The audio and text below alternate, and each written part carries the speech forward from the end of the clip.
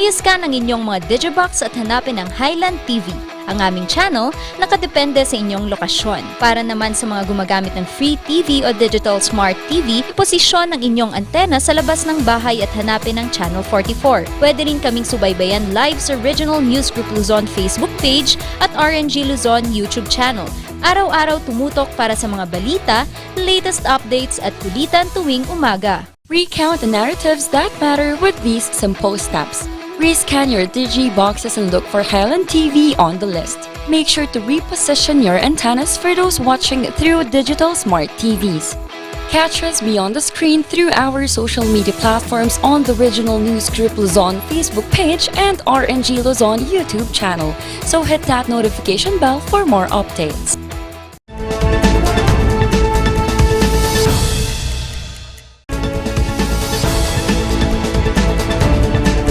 Narito na ang mga nagpapagang balita.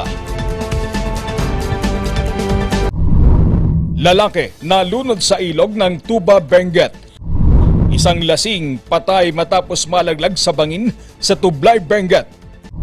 Missing finder application ipinakilala ng COMELEC. Babayaran ba ng gobyerno ang private property na apektado ng road expansion? Alamin sa Ikaw at ang Batas. Cordillera nais isulong bilang trail running capital ng bansa.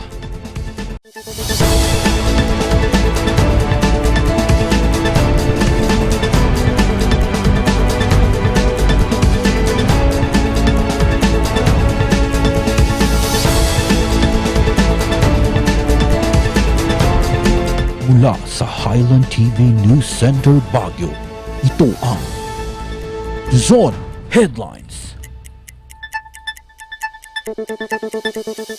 Naimbag nga rabii amyanan Luzon, hatid namin ang mga pinakabago at maiinit na balita. Patay ang isang lalaki matapos itong malunod sa Galiano River sa Tuba, Benguet. Magbabalita, Ren de Guzman.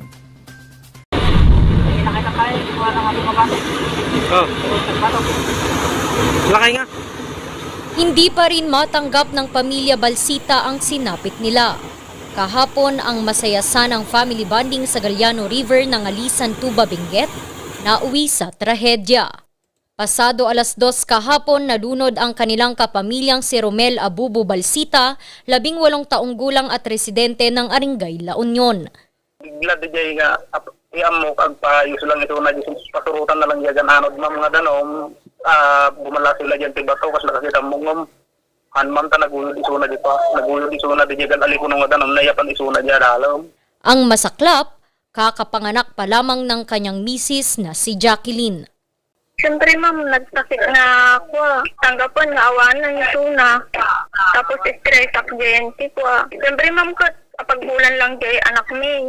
Una raw sinubukan ng iba pa nilang kapamilya na iligtas ang biktima pero hindi na nila nakayanan ang lakas ng agos ng tubig kaya tumawag na sila ng tulong mula sa mga residente at mga otoridad.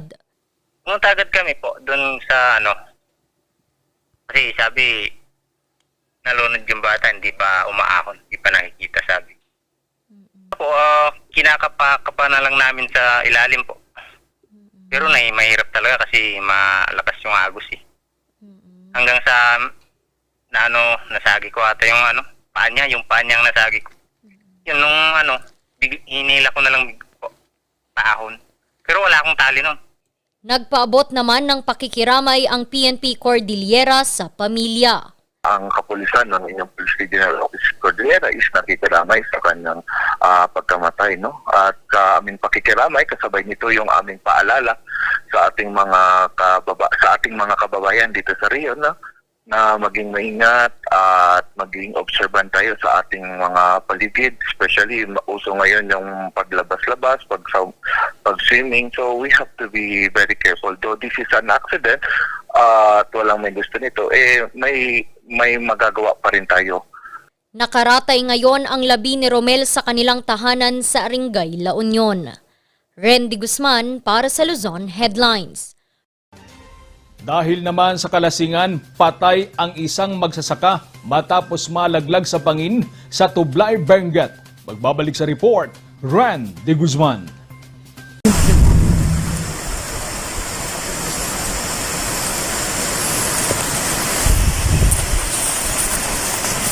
Patay ang magsasakang si Noel Potistad, 30 taong gulang at residente ng Sitio Pangablan, Basil, Tublay, Benguet. Nalaglag siya sa bangin na may lalim na 100 metro sa Tuwel, Tublay, Benguet, pasado alas 9 kagabi. Ayon umano sa kanyang pinsan na si Jerome Lizon Tequilio, 24 na taong gulang, nag-inuman sila bago mangyari ang aksidente. Nangyari, dalawa silang nahulog yung isa, yung biktima natin na namatay, tapos sumunod yung isa, hinahanap nga, nahulog din yung kasama niya. At may mga galos sa katawan at sa likod. At sa awa ng Diyos, buhayin mo itong kasama niya. Kaninang umaga lamang raw ito na i-report sa mga otoridad. Hanggang alas 9 pasado ng gabi. At ito nga, ubos daw sila ng 3 bote ng San Miguel. At yun nga, at ang nangyari, simula nung oras na yun, hanggang sa umaga lang may report sa atin itong pangyayaring ito. Yung kasama rin nila doon na malapit sa shanty nila. Parang may kasi ito nagpapatulong na itong kasama niya na tulungan sila na iahon yung kasama niya. Rumisponde ang mga otoridad at pasado alas 11 na na-retrieve ang dalawa. Dinala na sa Benguet Memorial Services ang biktima at nakauwi na rin ang kanyang pinsan matapos mabigyan ng first aid. Randy Guzman para sa Luzon Headlines.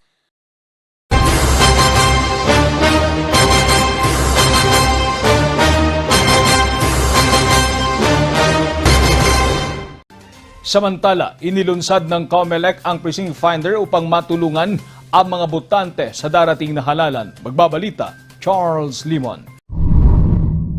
Inilunsad na ng COMELEC ang online precinct finder. It assists or helps yung mga registered voters natin to know where precincts are and yung kanilang polling places. So, yan po yung application na ito na bago. So, ito po ang effect ng yung kaya nagka-crowding tayo sa presinto, tapos marami pong mga tao nagtitingin ng kanilang precinct numbers. Kasi po, yung sa Republic Act 189, we don't use yung alphabets na. For example, Sa pamamagitan nito, magiging madali na para sa mga botante ang paghanap sa kanilang presinto sa araw ng halalan. Maaaring hanapin ang precinct finder sa voterverifier.comelec.gov.ph kung saan dapat lang ay fill upan ang ilang tanong. Yun lang ay may paalala ang COMELEC sa paggamit dito pagkatapos makakuha ng ilang reklamo ang COMELEC. so just remember kung ano yung sinulat nyo sa registration form nyo noon. So pwede nyong itry yung dating pangalan mo, hindi ka pa nag-asawa. Kung hindi mo pa napapalitan yan, o pagka napalitan na, ilagay mo na yung pangalan ng husband mo bago ikaw. So pwedeng multiple attempts naman malalaman. Pero kung ayaw pa rin, maaari namang magtungo sa COMELEC office upang alamin ang mga impormasyon sa pagboto. Paglilinaw pa ng COMELEC, hindi nilalabag ng online application ang Privacy Act. Pero ito pong sa amin, nakalagay lang po is name and your precinct number and your polling place. So it's not a violation of the rules. Okay po. It is meant po to help people find their precinct numbers. Charles Nicolimon para sa Luzon Headlines.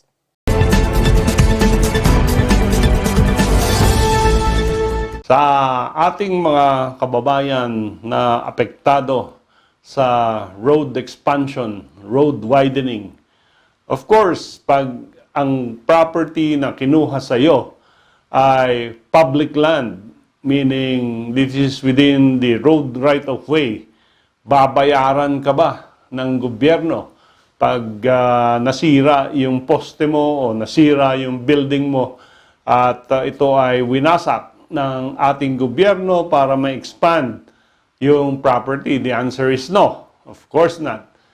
But if your property is a titled property at halimbawa kumuha ang gobyerno ng additional 3 meters of that property at naging 60 square meters, etc., then ito yung tinatawag na eminent domain. At pag binayaran ng gobyerno ang eminent domain, sino ang magbabayad ng capital gains tax, documentary stamp tax, registration fees? The answer is it should be the government who should pay yung mga taxes na ito. Pero dapat ang sale between government and the private owner should be negotiated. So what is a negotiated sale? Ang negotiated sale is alike from an ordinary contract. Merong tawaran, merong price, at mag-agree ang both buyer and seller on a particular purchase price. Pag ito ang nangyari, then the government should pay.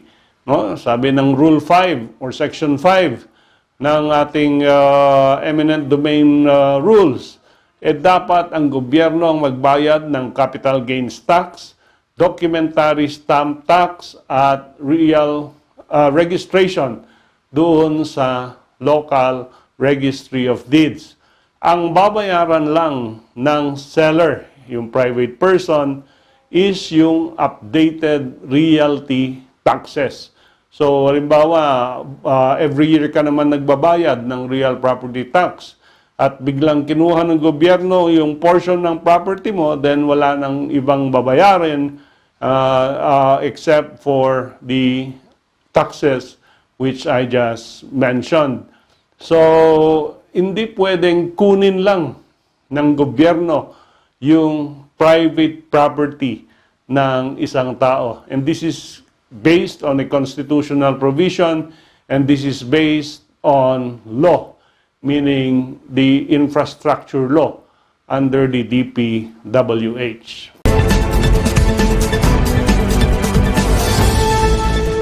Ang bahaging ito ay hatid sa inyo ng Pines Estate and Gaming Corporation.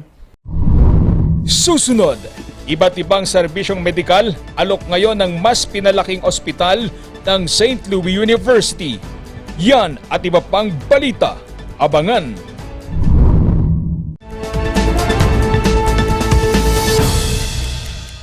Mula pa Oktubre nung nakarang taon, nagsimula na po akong mamasyal sa buong lalawigan ng Pangasinan. At ngayon po, napuntahan ko na ang mahigit sa 1,000 mga barangay sa atin pong lalawigan. Ano ang aking naging obserbasyon? Napakarami pala sa ating mga kababayan ang naghihirap. Ngunit ano ang solusyon? Trabaho, trabaho at mas marami pa pong trabaho. Trabaho ang susi para makabangon tayo muli. Ginawa na po natin yan sa 5th District of Pangasinan. Nagtayo po tayo ng isang economic zone. Nakapag-imbita po tayo ng isa sa pinakamalaking kumpanya mula po sa Japan. At ito ay nakapagdulot ng 10,000 trabaho. Gagawin din po natin yan sa buong lalawigan ng Pangasinan. Magtatayo pa tayo ng 3 pang economic zone. Para po sa loob ng 5 taon, ito po ay makakapagbigay ng karagdagang 50,000 jobs para po sa mga Pangasinense. Hindi ito pangako. Ito po ang aking trabaho. Ako, si Ramon Gico III, kasama nyo sa pagtupad ng pangarap para sa maunlad na Pangasinan. Ang saranggola at ang tali nito ay maaaring lumapit, sumabit o bumuhol sa linya ng kuryente.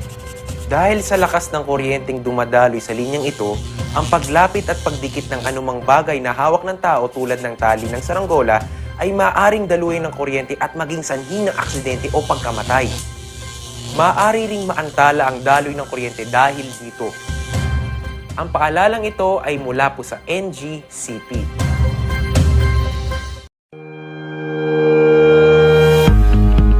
The Baguio Country Club, the first and only 5-star mountain resort in the Philippines, is fully equipped and ready to welcome you back.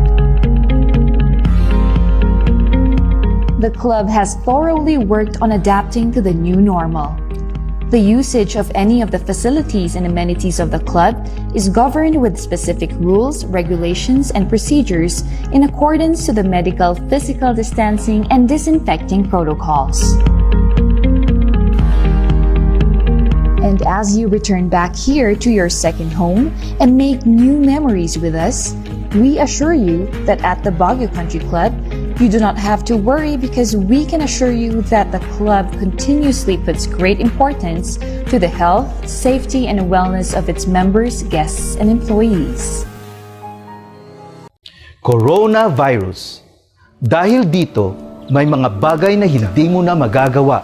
Ngunit, may katuwang ka. PDA or Pau de Arco Herbal Capsule na may antiviral quercetin at immunity booster. Mag-PDA or Pau de Arco Herbal Capsule araw-araw para iwas sakit, iwas virus.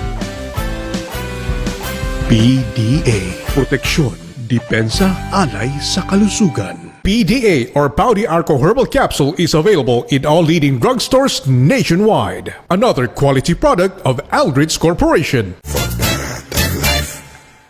Ganito ang batas, dapat nararamdaman ng bawat Pilipino. Dahil sa Renewable Energy Law, may trabaho na ako sa ating bansa. Dahil sa ease of doing business, napabilis ang pagkuha ng mga permit at nabawasan ang korupsyon sa gobyerno. Dahil sa Cooperative Code, bagong CDA Charter at Co-op Development Officers Act, lalong umunlad ang mga kooperatiba. Ganito dapat ang batas, nagbibigay ng kabuhayan at pag-asa. Walang bola, walang pabongga. Yan ang tatak ni Mig Subiri, ang inyong trabahador ng Senado. Yes! Ayos to! Ayos to! Pa, ang lakas naman ang tawa mo. Sino ba namang hindi matutuwa dito sa online shopping service at cash on delivery ng TG Home Builders? Pwede din mag-online reservation for pickup. Pa, ano yung sinasabi mo? Ma, mapapakabitan na natin ng tiles ang bahay natin. Pa, baka naman pwede mong isabay yung bubong ng bahay natin. Para sa quality construction materials, mag-TG Home Builders. Main warehouse and showroom at number 75 Ferguson Road, Gisad, Baguio City. Bucaucan Branch at number 73 Bucaucan Road, Baguio City. Marcos Branch at KM3 Marcos Highway, Baguio City. Sales Office Branch at number 221 Atab Marcos Highway, Baguio City. La Trinidad Branch at KM6 Batag, La Trinidad. And Urdaneta Branch at MacArthur Highway, Urdaneta City. TG Home Builders. We turn houses into homes. Probinsyano ako, party list. Number 25 sa inyong mga balota. Probinsyano ako.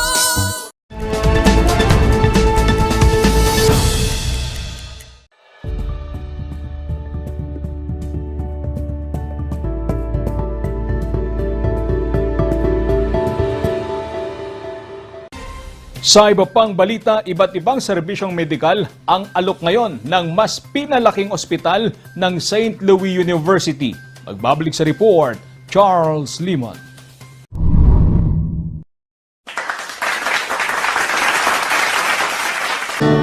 As we gather, may we glorify your name. Bagong pag-asa para sa mga pasyente ang hatid ng St. Louis University. Kasunod ng pagpapasinaya ng SLU Sacred Heart Medical Center. Alok kasi nito ang iba't ibang medical services kagaya ng Heart Center, Transplant Center, Cancer Center at iba pa. From SLU Sacred Heart Hospital, magiging SLU Sacred Heart Medical Center na. So medyo nag-rebrand tayo, mas maraming services ang ibibigay. And mas maraming space and other things na so yun, nag-upgrade tayo. Our old hospital has been there for more than 40 years, so it's just timely naman na natapos itong hospital that will be adding more beds and more services to serve the community. Tiniyak ng pagamutan ang epektibong pagtugon sa COVID-19 pandemic dahil sa mga isolation rooms na may kagamitang angkop sa pandemya. We applied already for the license to operate from DOH, and if they have kung wala na silang problema sa sa design at saka sa execution ng design, kung okay na within 15 days pwede na kaming mag-transfer. Ang mahirap kasi sa hospital yung pag-transfer eh. Actually, this facility is 240 bed capacity, which is double the size of our old hospital. Our old hospital was 120 bed capacity. Now it is 240. The Apex Hospital that SLU Sacred Heart Medical Center envisions for itself goes beyond the provisions of quality, efficient, patient-centered individual health services.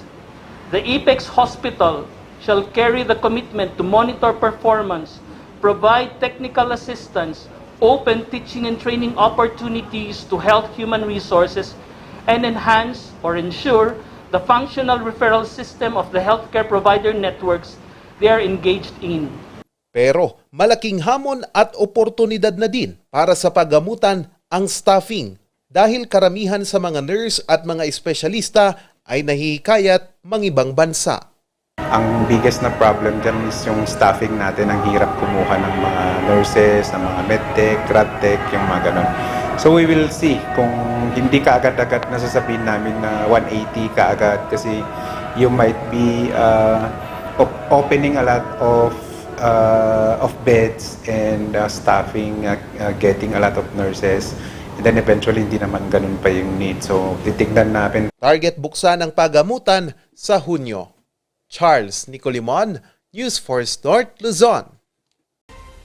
Ginanap kahapon ang ika-4 na Trail Fest ng Team Malaya sa Baguio City para sa mga organizer dahil sa dami ng mga kaparehong aktibidad. May tuturing ang Cordillera bilang trail running capital sa bansa. May kwento si Randy Guzman. Hi sir, morning. Hi. Morning po. Galing. Hindi hadlang para kay Renzo ng Quezon Province ang kanyang kapansanan para ipakita ang angking galing at lakas sa pagtakbo.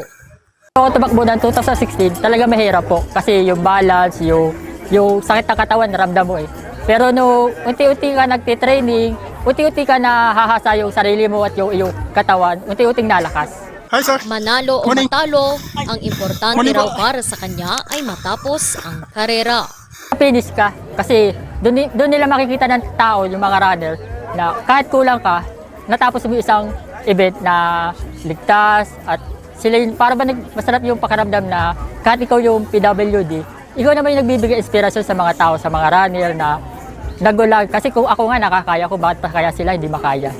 Isa si Renson sa mga finishers sa 10-kilometer category ng ika-4 na Trail Fest ng Team Malaya. Ginanap ito sa Camp John Hay kahapon. 5 kilometers, 10 kilometers at 21 kilometers ang mga kategoryang sinalihan ng umabot sa 250 runners mula sa iba't ibang parte ng bansa.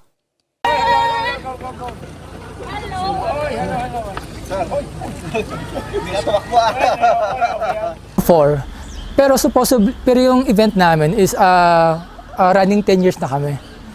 So it's a series kasi eh. Supposedly, Trail Festival, siya yung end ng series. So we have Cordillera series, yun yung Sagada Marathon, Rice Terraces Marathon, Kibungan, lahat ng province. So Banawi, Batad, yung goal namin nun is i-feature yung lugar. So yung tagline namin is Run, Explore, and Discover. Ang Trail Fest ay suportado ng ilan pang mga local sports outlet. So maganda yun sa mental health ng bawat isa. And we can get to interact with one another, help one another, and restore yung relationship din natin with nature. Para kay Stephen, Cordillera ang paborito nilang lokasyon. Actually, pwede natin tawagin ang Cordillera na running trail capital ng Pilipinas eh. Kasi tayo lang naman yung may mahabang bundok. Siguro because of the weather, and then And then lahat pangarap makarating sa, di naman lahat, pero bucket list kasi ang bucket list ang Baguio, Sagada, Ifugao. Pero Plano nilang magsagawa pa ng mas marami pang aktibidad para makatulong sa pagsusulong ng mental health awareness at turismo. Randy Guzman para sa Luzon Headlines. Isang fast food chain may bagong pakulo. Ang kwento, susunod na.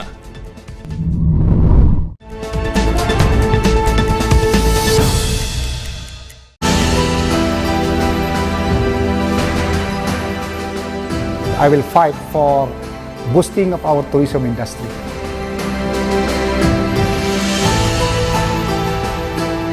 Economic growth corridor in the Cordillera.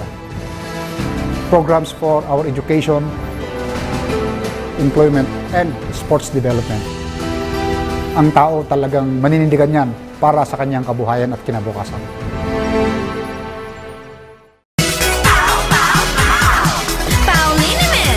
Masakit ba ang likod, ang kasu-kasuan? Namimitig o masakit ang iyong kalamnan? May rayuma, arthritis o nahihilo?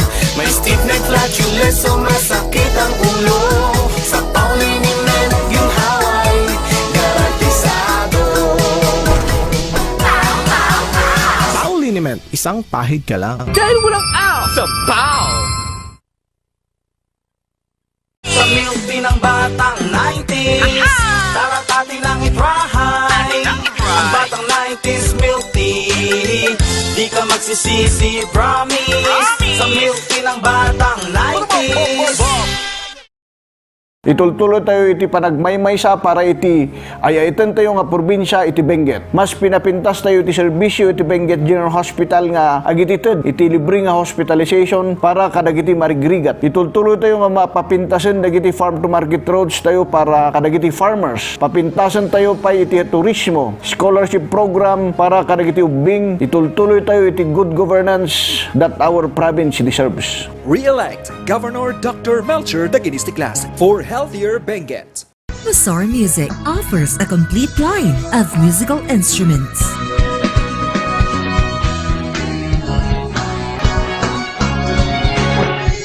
Mazar Music, Baguio's pioneer in online music and art lessons.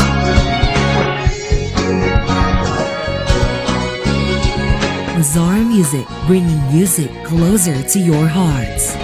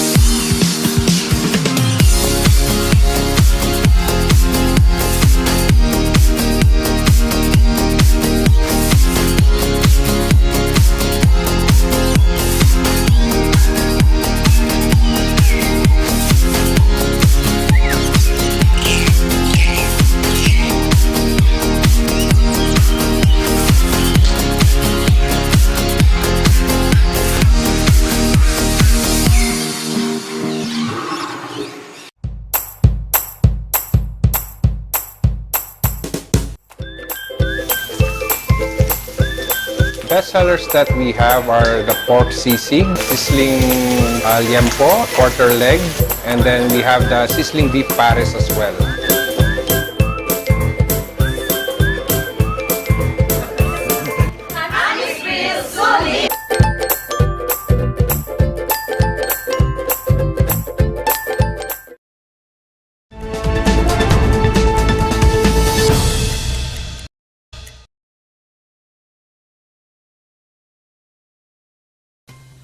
Alok ngayon ng isang fast food restaurant ang smoky fried rice na pina-level up. Nagbabalita, Charles Limon. Sikat ang mga pagkaing pinausukan sa Cordillera. Kaya ang isang fast food chain sa Baguio ni-level up ang kanilang fried rice. Super excited to introduce it to the market. Actually, ang ginawa po namin, ni-roll out po natin to unti-unti simula last year. So last year, around November, we introduced it in Mega Manila, and then later on, we rolled it out in Luzon and Vismin para talagang masigurado natin na we made the right move in terms of changing the profile. And so far, in every place that we roll it out, talagang everyone is giving positive review. Mas pinasiksik kasi ito ngayon ng iba't ibang sahog para swak sa mga customers. Dagdag pa dito, ang nakakatakam na smoky flavor na niluto sa wok. Yung ating unique na taste, it's called smoky wok flavor. So ito pong chow fan na ito, kapag hindi lang siya malalasahan pero amoy na amoy pa lang, titikman mo na yung smoky wok aroma, which is what gives it a different twist this time around. Kaya naman, approve ito kay Demi na kinalakihan na niyang kumakain ng fried rice.